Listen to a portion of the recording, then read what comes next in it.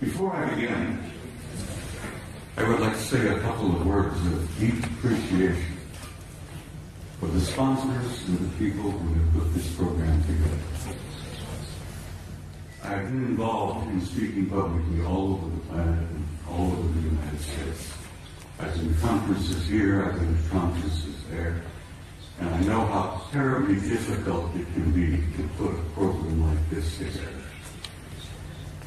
And I have to say, I have tremendous respect and admiration for the people who've done this.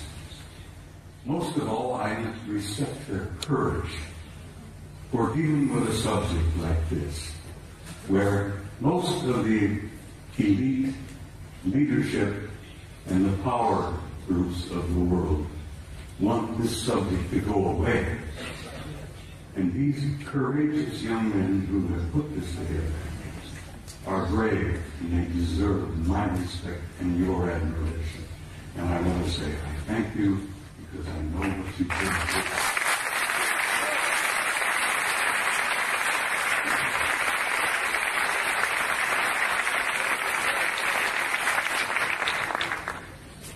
Now, I must explain something else to you. I never read from a script. I don't have a prepared script to follow. I get up on the stage and I talk to people like yourselves and I kind of wing it. I have so much material and I have such a problem of keeping it under the allotted time that I've been given. I have come today prepared to speak to you for 3 hours. I'm only allowed 1 hour to get it in. So something's going to have to give. But bear with me, I'll do the damnedest job I can. And it's important that you see the photographs of the NASA pictures that I have brought with me. Now, my journey began 45 years ago. I began a journey that if I had known then what I know now, if I had known the pain, the anguish, the heartbreak that I was going to experience over these 45 years, I might not have started that journey at all.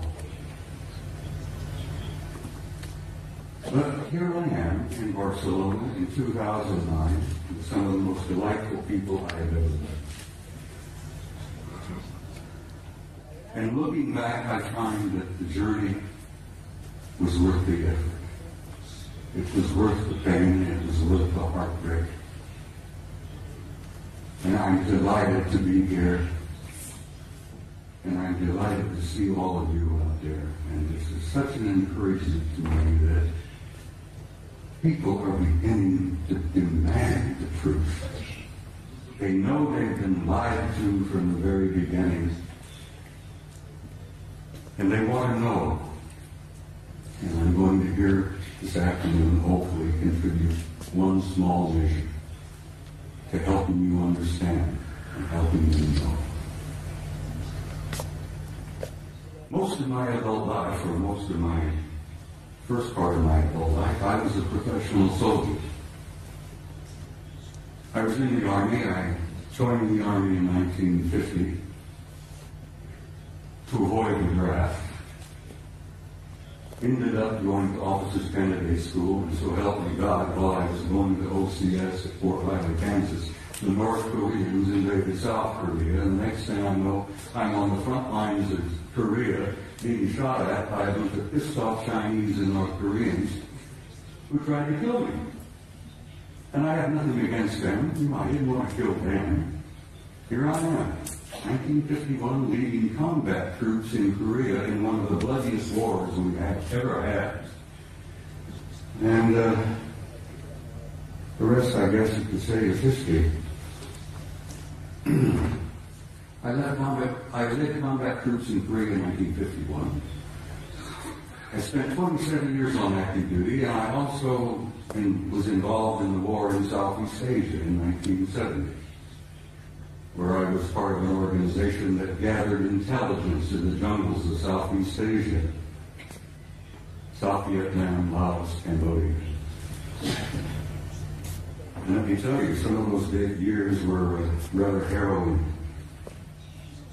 The most harrowing experience I was to have was when I was assigned to Paris, France in 1963 to what we considered in those days a pledged assignment, a plum assignment. I was able to go to Paris, France, take my family with me, and my children went to high school in Paris. And as I said, it was a plum assignment. I had no idea what I was to find when I got there. When I arrived in the summer of 1963, I arrived with a top secret clearance. When I arrived at Supreme Headquarters Allied Powers in Europe, which was located at that time at a small town known as Roquencourt, right outside of Paris, my security clearance was upgraded to cosmic top secret, which was then and still is today the highest level of security classification that NATO has. I had to have a cosmic top secret clearance to work in SHOC, Supreme Headquarters Operations Center, the War Room. I was a senior master sergeant at the time, and when I was assigned in SHOC, I was given the job of maintaining the duty roster. We worked on a 24-hour basis, day after day after day. And I was given the job of running the duty rosters, and I worked in SHOC. And back in those days, let me tell you, the war rooms were somewhat primitive. You've seen pictures today, I'm sure, of the control centers of most major installations like SAC in Colorado Springs. Everything is electronic.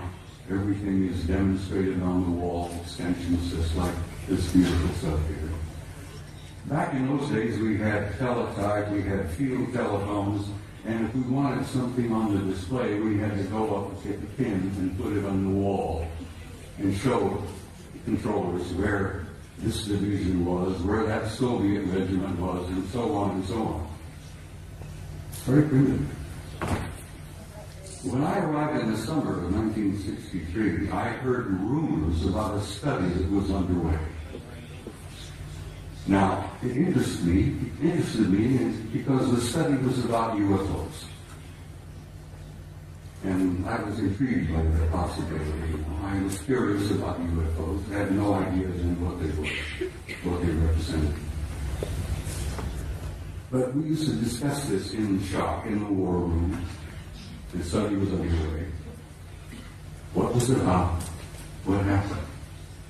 Well, it appears that on the morning of the 2nd of February 1961, World War III almost began.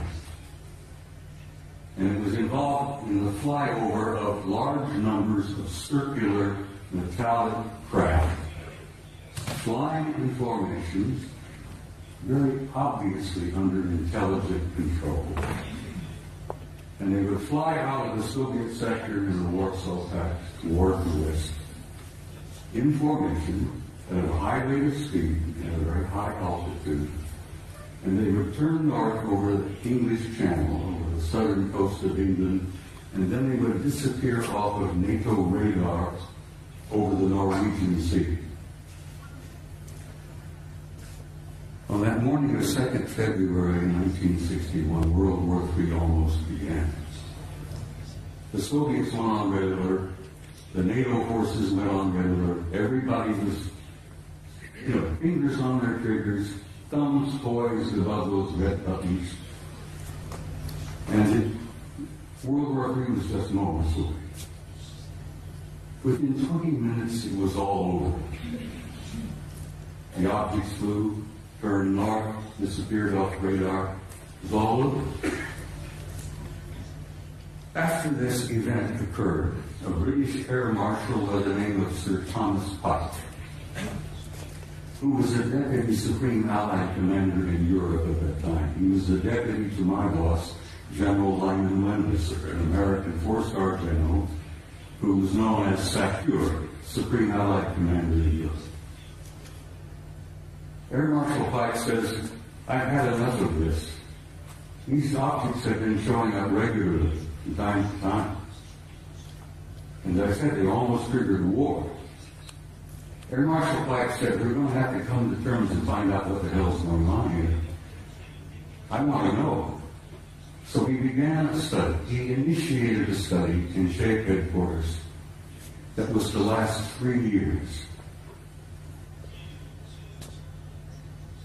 They published it and they issued it in the summer of 1964 while I was there working in the war room.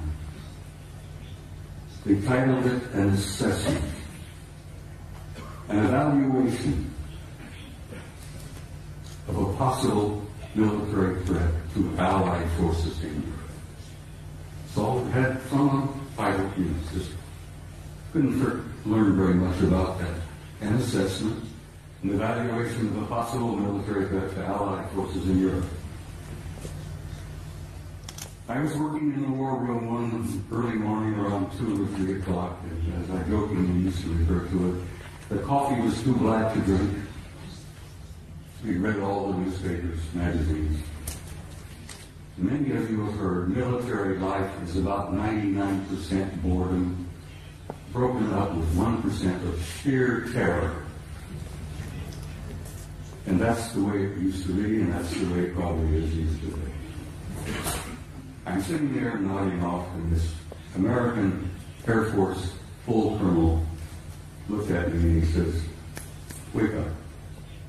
He went over to the vault. The vault, the top, was a walk-in safe. Opened the door and walked in, and we've got classified documents in there. The colonel went over to the vault, the file, and pulled out this document and threw it on my desk, and he says, "Read that, that'll wake you up."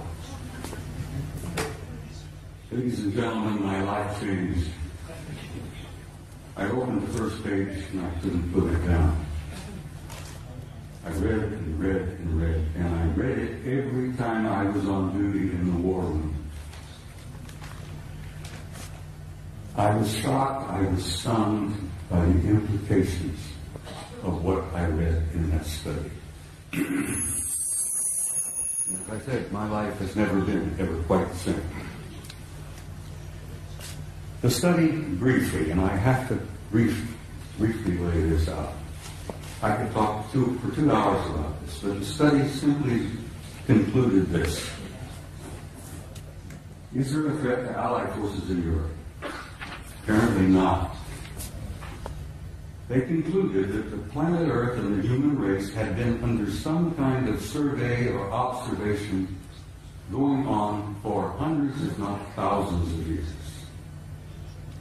They concluded in 1964 that there were at least 4 different groups coming here, observing us, surveying us, analyzing us, closely watching us, what we were up to, what we were doing. They concluded that there did not appear to be a military threat involved because the repeated demonstrations of incredibly advanced technology demonstrated to us that if they had been hostile or malevolent, there was absolutely nothing we could do. If they were evil in their intent and they were hostile toward us, it would have been over a long time ago. So, the conclusion was there were 4 different groups involved. They had been coming here for a very, very long time. Apparently they were not malevolent or hostile. The question was, what the hell are they doing here? Why are they here? And why are they interested in us? Well, they did not know in 1964 what their agenda or their motives were, and I will tell you honestly and frankly that even today our authorities, our senior military, our national security people still don't totally grasp what their motives are, what their agendas are. Well, this study in 1964 was simply a beginning for me. As I said, I was never quite really saying it, and I jokingly say I used to be a normal human being. And after I read that study and launched on my 45 years of research, I lost all aspects of normality. I will be frank and tell you that over the years of my study and the material that I've learned and gathered has brought about in me a complete destruction of my old world view, my old world paradigm, the world view that I held since I was a kid, growing up. Everything made sense, I knew why we were here, where we were going, what was taking place. After I spent 45 years on this, it all collapsed around my knees. That was the destructive aspect of my personality. That was the part that changed me completely from the kind of human being that I had been before into the kind of human being I am today. Ladies and gentlemen, I am totally alienated. No pun intended. I said in a couple of interviews and briefings and such, I have had for many, many years a love-hate relationship with the human race. One moment I love you, the next minute I hate you to death. One minute I adore you for your potential and the beauty of your music and your literature and your art, and the next minute I'm saying, to hell with all of you, blow them up, let them blow themselves up, clean the planet off, get rid of them. It's part of the struggle of having lost your old worldview when your old paradigm collapses around your knees. So the man standing in front of you here today is literally a human wreck as compared to what I used to be. But I feel pretty good about it. I lost all my old illusions. I opened my eyes and I saw the future. And I'm very happy about what I've seen. I've learned over the years from infinitely variety of sources here, there, and everywhere. I didn't retire from the Army until 1976, and I kept my top secret clearance up until that moment. After I retired, I went to work for the Federal Emergency Management Agency and worked another 14 years for the U.S. government, where I had a top secret clearance. So I have a total of 41 years of federal service, you might say. But I've learned things over the years that literally still today stun me and shock me. I've learned that the human race is a hybrid race. I've learned that we are not merely alone. We have never been alone. We have had an intimate interrelationship with advanced extraterrestrial intelligence from the beginning of our history.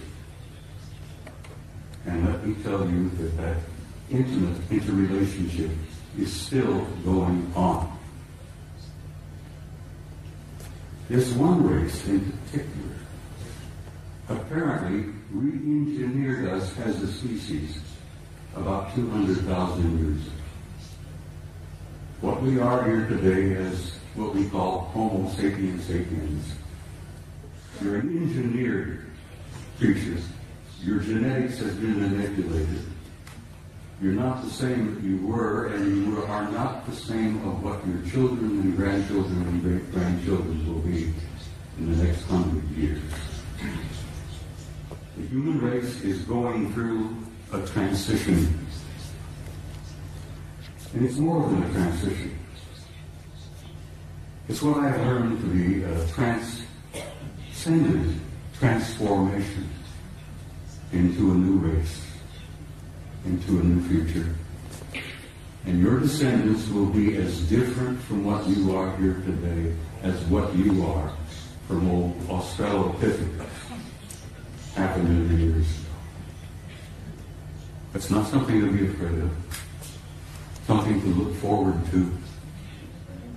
You're growing, you're developing, you're becoming a new race, you're becoming a new species. Your grandchildren, your great-grandchildren, your descendants on in the next century or two have destiny in the stars. Don't you doubt that for a minute. This species, this race, this troublesome bunch of monkeys has a destiny in the stars. And we are a part of this infinite universe filled with intelligent life. And we have been from the beginning, but we're only now beginning to wake up and see it. Only now are we beginning to open our eyes and listen with our ears and look out there and say, all right, where have I been? What am I now? Where am I going? As I said, your destiny is in the stars. Your generations to come, your descendants, your grandchildren, great-grandchildren, will go out there and they will claim their rightful place. Aho! And these are filled with intelligent life. Your place out there belongs to you. You have a right to that, and you will claim it. There is so much to talk about. I've got some slides I have to share. Would you gentlemen please put the first picture up on the screen? I'm being assisted by some very wonderful people back behind the screen. I'd like to start with a shot like this.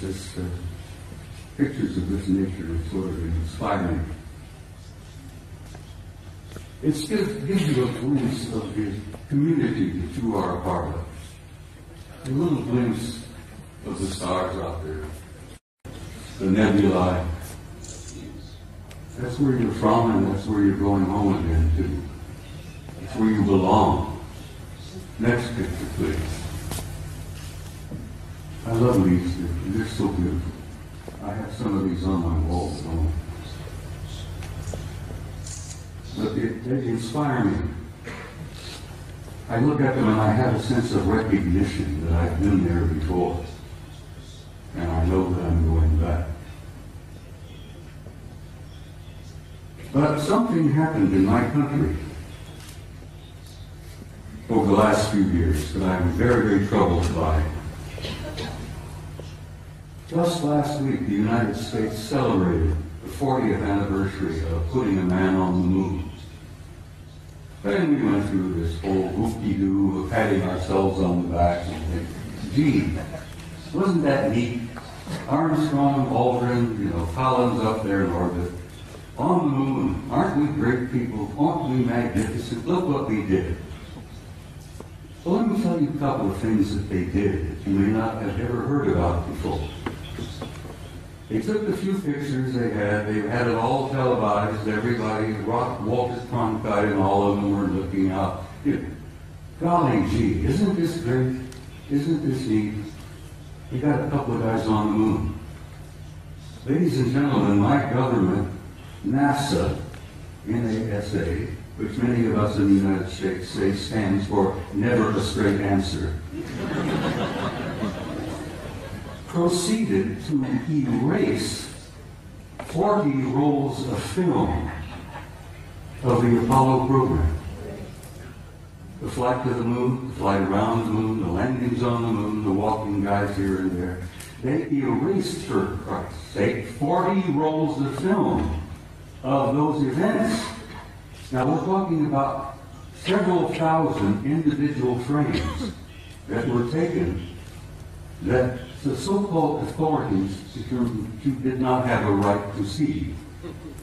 Oh, they were disruptive, socially unacceptable, politically unacceptable. I become furious. I'm a retired command sergeant major. I was never famous for having a lot of patience.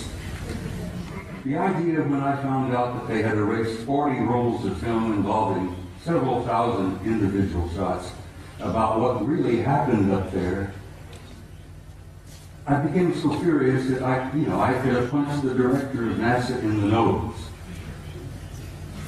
I try to be. I'm not a dangerous man. I like to tell people that, like Henry Higgins in My Fair Lady, I have the milk of human kindness by the quart in every vein. So I really am a gentle man. But I have the capability, the potential of being rather dangerous and violent. And these lies and these cover-ups that I've learned about firsthand over the years literally infuriate me. And I hope it infuriates you, because these authorities, these nitwits in high positions of power, who are proceeding to spend all the money that the American people make for their own use, for their own private programs, and then lie through their teeth about what the truth really is. Well, thanks to the idea that there were a few employees in NASA 40 years ago, even today, there are some good people working there, decent people, honest people. I have some film that they preserved that was not destroyed. So I'm going to put up the next picture for you.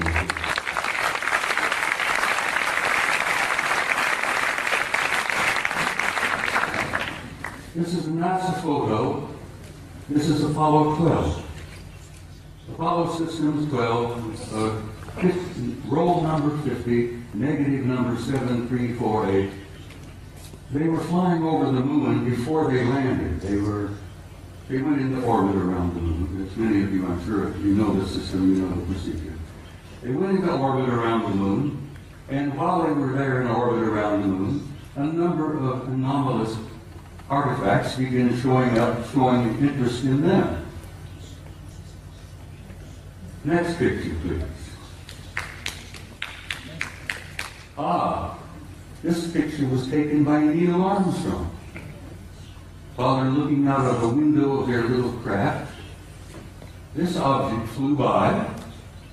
There's the moon in the background, of course. There's this object that flew by the window of that little craft that they were riding in. Neil took the Hasselblad camera that he had, put it up to the window, and snapped this picture. Next picture, please.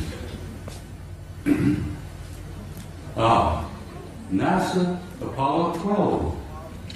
Roll 51, negative number 8653, something like that. Now this is a good-sized object. This is several hundred feet in diameter. That came up next to the lander, flew along beside them for a time. The guys in the Apollo crafts put their camera to the window and snapped the thing. And I've always jokingly said there were guys inside of this taking pictures of the NASA. We were photographing them, they were photographing us. Next picture, please. Photo NASA, Apollo Systems number 14, Apollo 14. Roll 70, negative, what is it, 9837, I think, or 8827. This is the Landsberg crater on the moon. The guys in orbit above the moon were particularly fascinated by Landsberg. They had been given a special assignment to take pictures of Landsberg because the crater, which they designated as Landsberg, had things going on in the crater that were very anomalous. There was construction going on.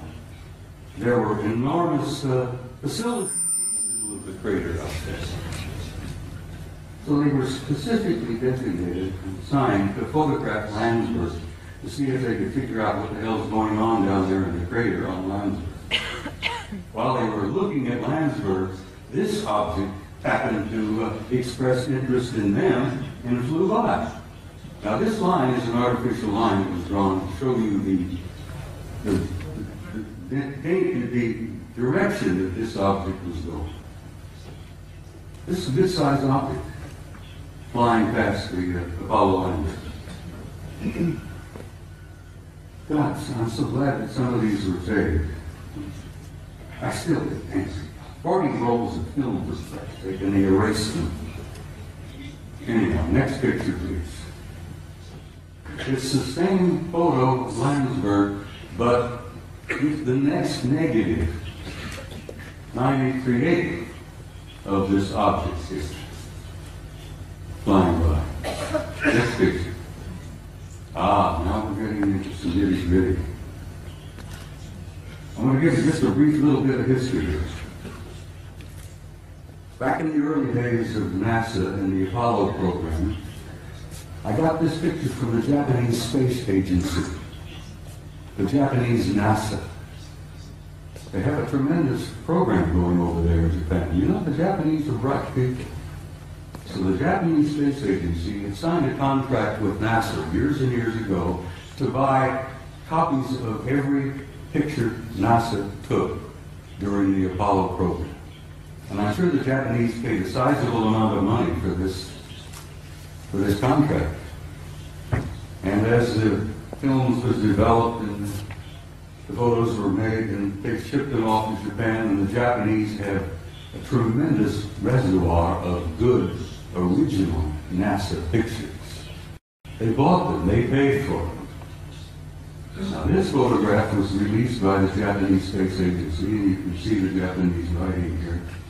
This was taken by Apollo 13. Now you're all familiar, I'm sure, with Apollo 13. That was the aborted mission that was going to the moon to land, and they had an accident on the way. They couldn't land. They damn well barely got back. While they are on their way to the moon, here's the moon, a number of things began happening. Some strange objects were appearing outside the windows of the spacecraft. And guys, they grabbed their Hasselblad camera and started taking pictures. This photograph shows 3 different objects. This looks like a circular object with an enlarged dome on top. This is a smaller object, a circular kind of disc-shaped craft. But coming in from the right margin of this particular picture is this. Next picture, please. Here we are. This is a blow-up of the positive in the photograph. And here is a blow-up of the negative of this object here. Ladies and gentlemen, this particular object is 5 miles long. And I'm tempted to use the term big mother. No pun intended, but it appears to be a mothership. It's gigantic. 5 miles long. And here these NASA guys are up there, these little camp Apollo capsule, and they look out their window and they see something that's 5 miles long. Shakes them up a little bit. When they got back to NASA with these pictures, that shook them up a hell of a lot. Next picture, please. This is the next sequence. Here, this large mother has moved into the middle of the frame, and something else has shown up over here, which has been estimated to be 2 miles long. But this really upset the guys. I've never been able to find out which one of the 3 Apollo members of the Apollo 13 crew would admit to ever having taken these pictures. Because as you know, the Apollo astronauts were threatened with their lives. I kid you not, they were threatened seriously.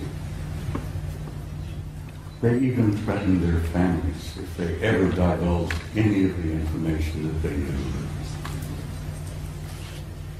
Next photo, please. Now, here we are. Here's the big mother. Here's the other one, 2 miles long. Here's a picture of the positive. This is the negative. This mother is 5 miles long. Up here you see what appears to be two circular objects either arriving or departing from that particular big ship. I can almost understand why the authorities in NASA, why the authorities in the space program didn't want this information to come out. They were frightened. They were stunned. They couldn't deal with it themselves, and they figured if they couldn't handle it, you couldn't handle it. There would be social disruption, I believe is one of the terms they used. They would disturb the body politic, I believe the term they used. So they clamped the lid down on this, and it's still down, and it's going to stay down, I'm afraid, for some time yet. Until people like yourselves and people like me and the rest of them here on the stage, by pushing and prodding and chipping away at this lie and this secrecy, we will succeed. And don't you doubt that for a minute.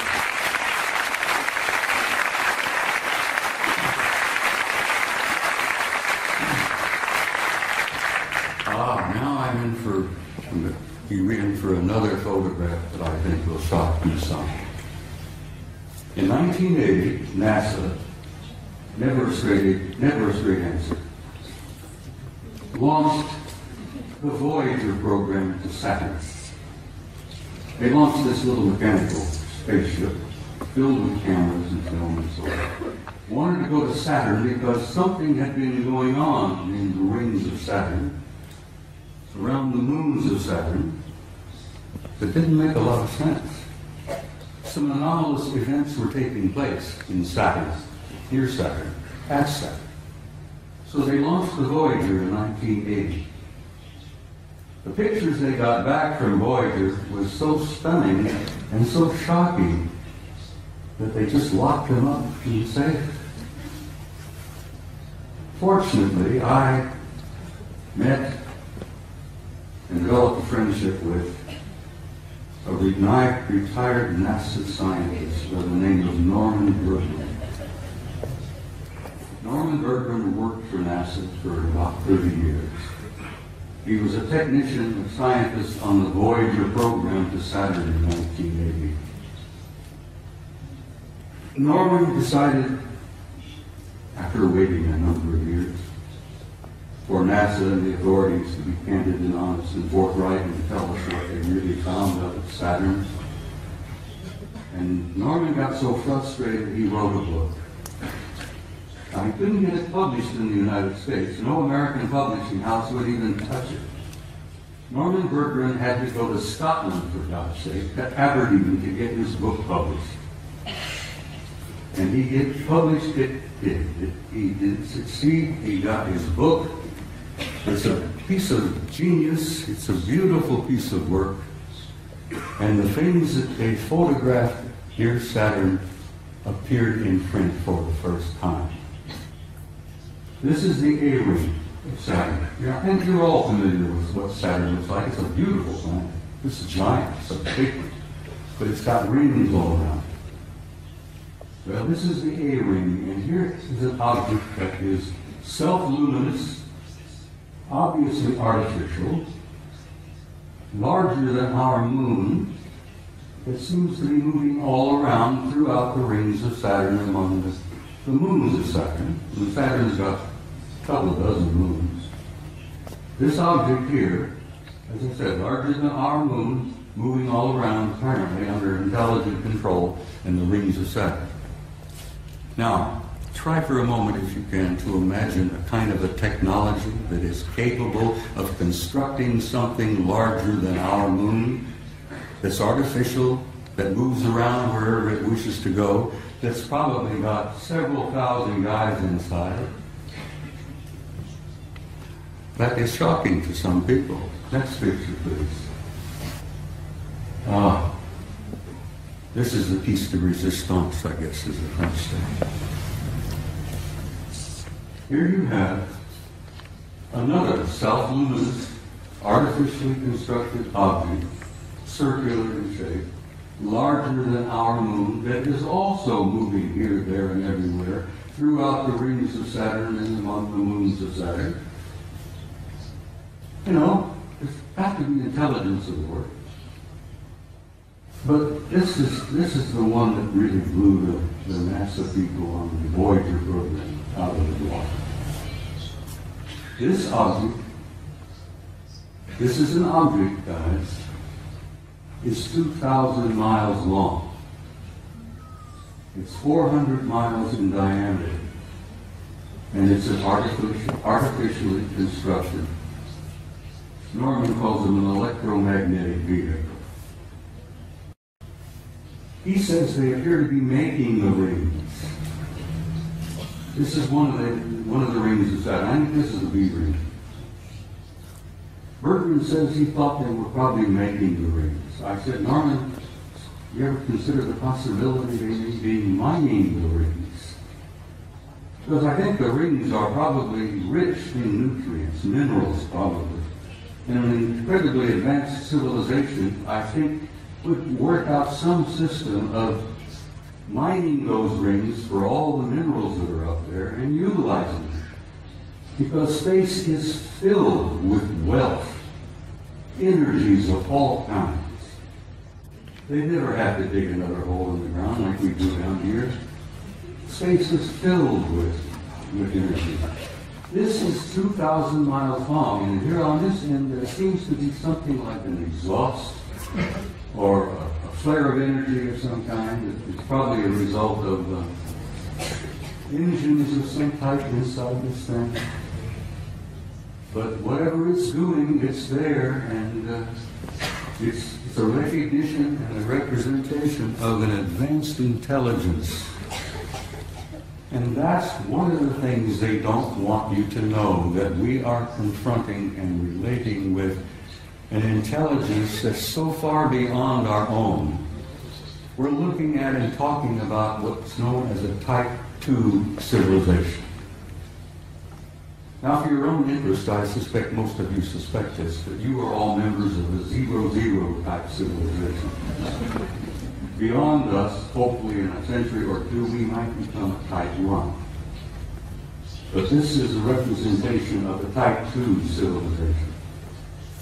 And Michio Kaku, the famous Japanese-American physicist in New York, has put out this concept about Type 0, 1, 2, 3, and 4 of the kind of advanced cultures and civilizations we will probably meet out there.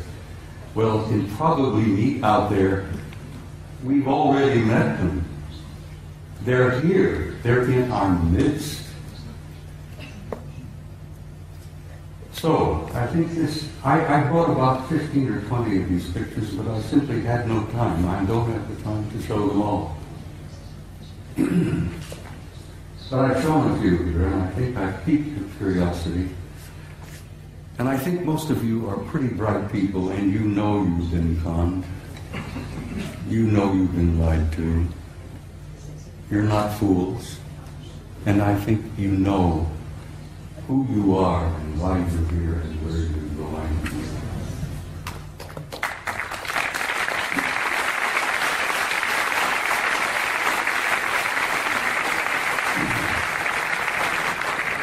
Next photograph, please. This is a photograph taken by our Mariner space vehicle that we launched back a number of years ago. This is a picture of a facility on the surface of Mars. Now, this facility is located on the equator, and it's on the surface. And those of us who studied it, we discuss it with each other, we call it the airport. And I said, this is the parking lot. This is the administration building here. This is the main terminal here. And I imagine it's a pretty busy facility, you know, ships coming and going. But it's not an airport, it's very likely a spaceport. It is on the surface and it's on the equator of Mars.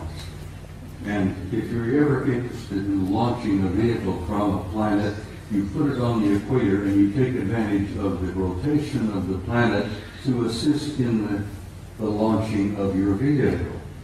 You can take the momentum of the movement of the planet, and it helps you get the thing off the ground. So it's exactly on the equator, it's on the surface, and it's massive in size. So maybe that is a parking lot, I don't know. Maybe that's the admin building, but there's something going on Mars. And I've been going back and forth with Richard Hoagland now for years, where Richard, who I know most of you are aware of, is convinced that Mars is covered with ruins. Well, it is. But it's not just ruins. There are things going on that planet. On the surface, under the surface, continuously. Next picture, please. This was published in a German magazine. This is a Soviet photo. This is from their Phobos 2 spacecraft. This is a city under the surface of Mars that is the size of Chicago. Chicago is one of our biggest cities. Several million people live in Chicago. This is under the surface. You can see the city block. Breakdown here, portions of the neighborhoods, whatever it is. But it's generating an enormous amount of heat. And they picked this up on the infrared when Phobos was going around the planet and snapping pictures like crazy. And the Soviets were pretty open about releasing some of their photos. Contrary to the United States, where lying has become a fine art. Don't get me started on my politicians. Phobos 2, city on Mars, under the surface. You can see the streets, Broadway, First Avenue, whatever. People have said, well, who was there? And I said, for God's sake, it's the Martians who were there. What a silly question to ask. Who's there? Let's go there. Now, I love this picture. I'm in love with this lady. Your ancestors and mine called her Gaia. She was feminine. She was a goddess. She was sacred. This beautiful lady has a respiratory system. She has a circulatory system. And she has a heart. And she's our source of life on this planet. We needed her. We need her now. We wouldn't be here if it were not for her. We talk about holy lands, Mecca, Jerusalem, here, there, everywhere. That is the Holy Land, people. That beloved planet that we are home.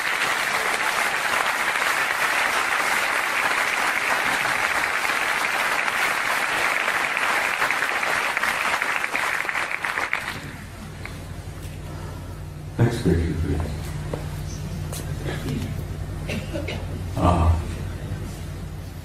I spoke to you earlier about the fact that your grandchildren and your great-grandchildren and so on, the generations yet to come, have a destiny in the stars. And in time, they will go out there and claim their rightful place in that infinite community of life. And you can believe that, and you can accept that with an assurance and a truth that goes beyond doubt. The destiny of this species and this race, this troublesome clan of monkeys, is in the stars. And there is your destiny. And I want you to understand that and have some hope. And don't get depressed. Because you're going to be undergoing some very difficult times in the few years yet ahead. We're going through this transition, this transformation, this transcendent transformation into another species, into another race. And if you remember your own adolescence, it was a painful time. The species, the race is going through adolescence. But we're not alone. We're being helped. We have family out there that's helping us. And they've been helping us for a long time. They've been trying to encourage us and nourish us and try to point the right direction for us to go. Because we are troublesome adolescent children. And we are going through that transformation. But my point is that there is no doubt about the inevitable destiny and truth of the human race. Now, I want to quote something from you, if you'll bear with me here. One of my favorite authors, poets, was a man I've admired for years, Count Leo Tolstoy. Tolstoy said that there is something in the human spirit that will survive and will prevail. That will survive and prevail, and that there is a tiny and brilliant light burning brightly in the heart of man that will not go out no matter how dark the world becomes. And then in the years ahead, when things are difficult, the economic problems take place, there will still be disruptions, fear. Oh, sadly enough, I'm afraid there will still be blood in the streets here, there, and everywhere. This coming out of adolescence is not an easy process. But then, what do you do when you reach beyond adolescence? You reach adulthood. You grow up. And we're growing up.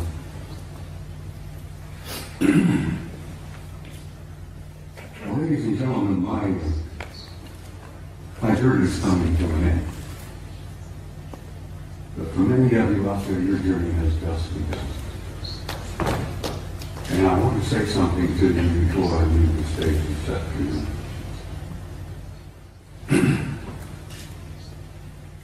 No matter how dark the world becomes, we have to be sure, as Tolstoy said, there is a spark, there is a flame burning in your heart that will never go out, no matter how dark the world becomes. And as my journey is coming to a close, and some of you, your journey is just beginning, I wanted to say to you, in a term that I think is absolutely appropriate, you Spaniards have got some beautiful terms in the words. Vaya con Dios.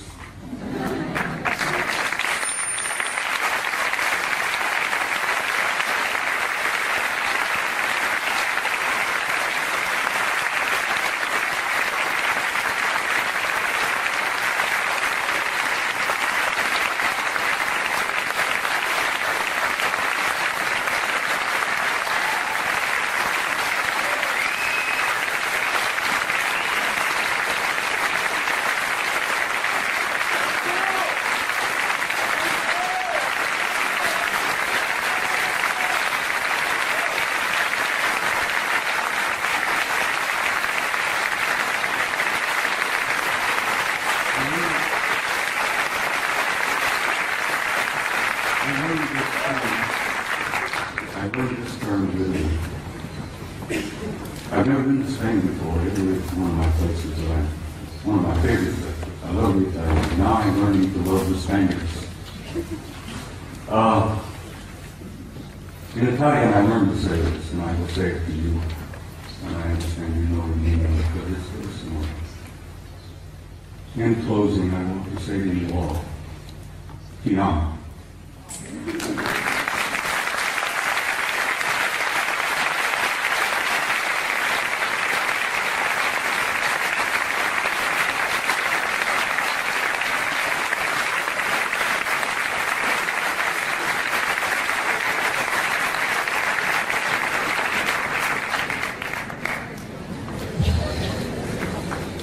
Bien, ha llegado el momento del descanso. Sí quería comentarles que justo...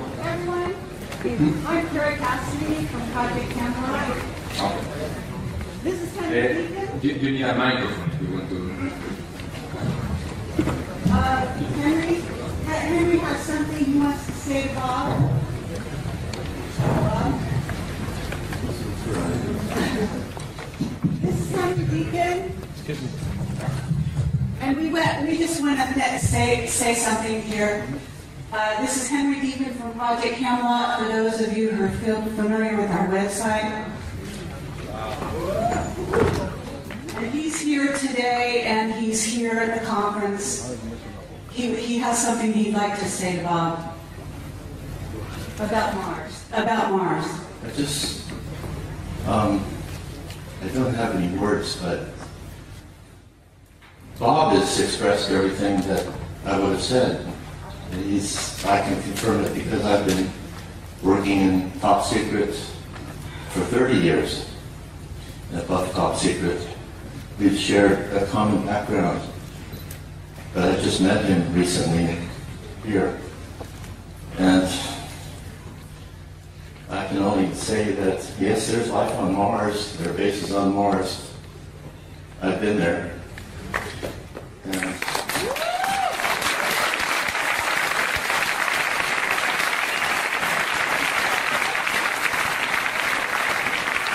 I didn't even get started on telling you some of the things I wanted to share this afternoon about who and what is on the moon and Mars that Henry knows.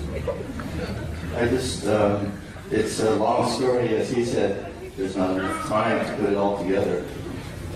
Except that it's a positive story. It's not one of fear. He showed a picture of the Mother Earth, and it's giving birth, and there's birth pangs, but there's a child that's being born. And just forget about the fear, because that's just a really temporary thing. There she is.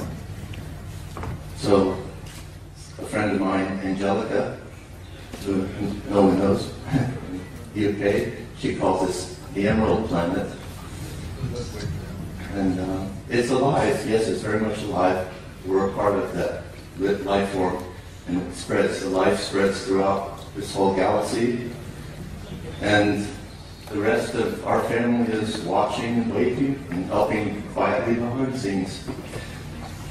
And I've been fortunate enough to be able to meet family that don't just live here on Terra for a long, long time, even before I was in government work. So thank you.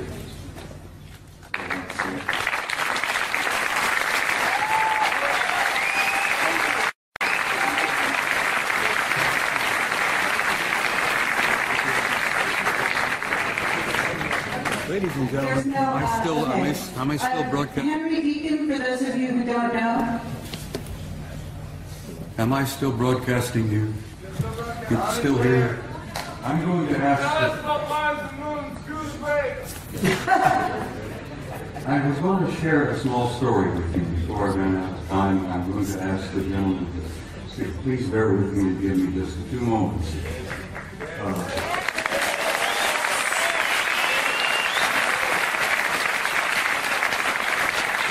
Let's just start over. I attended my son's retirement ceremony in Washington, D.C. in November. My boy retired in November in Washington as a full captain of the United States Navy after 30 years of service. And while I was at this retirement party, the room was filled with admirals and generals, and retired commanders and captains and so on. And we all had something cool in our hands, and we were all moving around among each other, aiming, relaxed, you know. A retired Navy scientist, whose name must remain untold, came up to me, nudged me. He says, "I know you." I said, "Yes, I'm Eric's father." No, he said, "I know you. You're that notorious retired command sergeant major with the big mouth." And I said, "Yes, I'm go to that. He says, I had to share something with you before the party was over. He said, I retired several years ago. He said, my last job was at a government laboratory in Nevada, a few miles from Las Vegas. He said, I am a plasma fusion physicist. That's my expertise. That's my training, my background, not being a scientist. I go, what? Plasma fusion physicist? He said, yeah, I work at this laboratory outside of Las Vegas. He says, it's not commonly known, but it's a rather secret. He says, I worked 5 years with 2 guys who were not from here. They were from somewhere else. And he says they were delightful people. They were scientists. They were working with us. They were assisting us. They were encouraging us and offering us ideas and possibilities and one thing or another in plasma fusion, which is infinite energy forever. But he says, I got to know them pretty well. And he says, after a couple of years, he said, I went up to one of them and I said, what do you guys really think of us human beings? And this chap, through somewhere, said, well, since you've asked, we think you are how did they word it? A primitive, savage, and dangerous race. And the scientist said, I had to agree with him. We are. We're a primitive, savage, and dangerous race at the moment. The other chap was standing there, who had been listening in. He was also from somewhere. Said, you also smell that.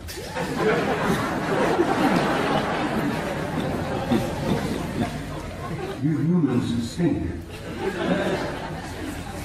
In nothing personal, mind you know, we find that you don't smell good.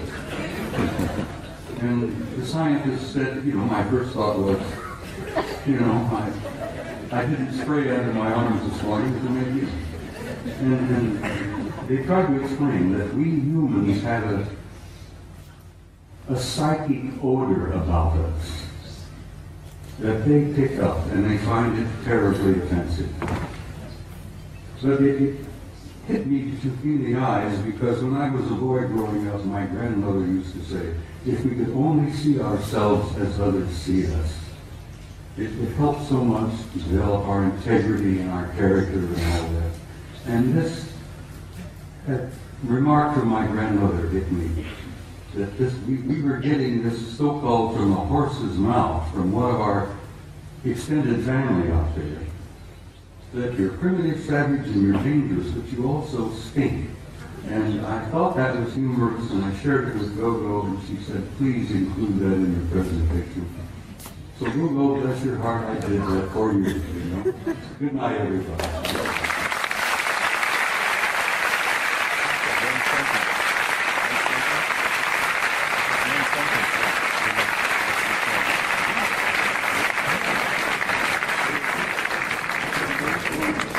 One sentence. It relates directly to what Bob has said. If you want contact, raise your spirit high.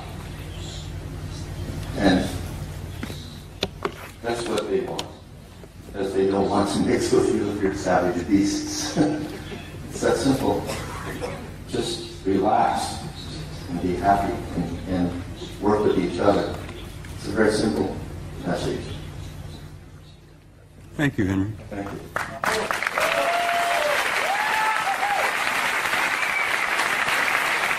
If you want to learn more about Henry Deacon, he is on our site.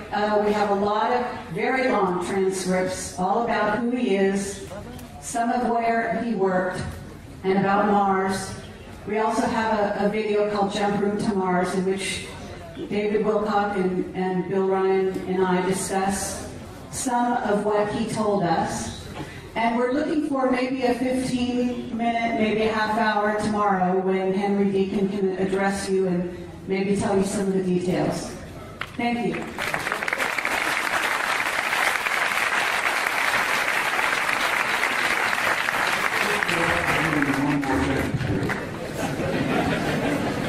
I must add this.